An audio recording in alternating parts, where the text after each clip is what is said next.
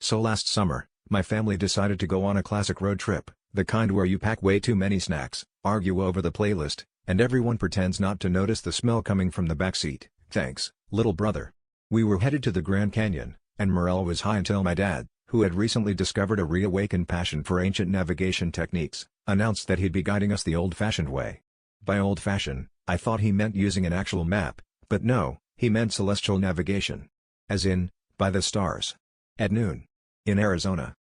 At first, we all laughed, assuming Dad was just being his usual quirky self, but he had already downloaded several apps about constellations and was furiously polishing his sunglasses, claiming they'd help him read the sky.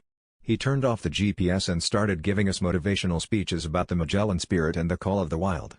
Mom just sighed and started stress-peeling oranges, while my sister began compiling a playlist titled Songs for When Dad Inevitably Gets Us Lost.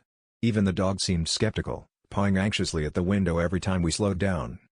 Things got weirder when Dad insisted that, since the stars are always above us, and the sun is technically a star, we could just follow the sun. This meant we circled the nearest roundabout approximately 37 times, with Dad narrating each lap as if it were a critical leg of the journey, and now, behold Orion's Belt. Well, maybe that's just a billboard for a steakhouse, but you get the idea. My sister started timing the laps, Mom downloaded a meditation app, and my little brother began pointing out every passing squirrel as a potential cosmic sign. After what felt like an eternity and several near showdowns with a confused mail truck, Dad finally declared, "I think we've mastered the art of stellar navigation, family."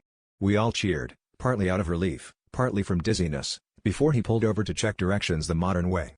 Turns out, we'd made a stellar detour, 3 hours in the roundabout, and we were exactly where we started. Guess you could say our trip was pretty well-rounded.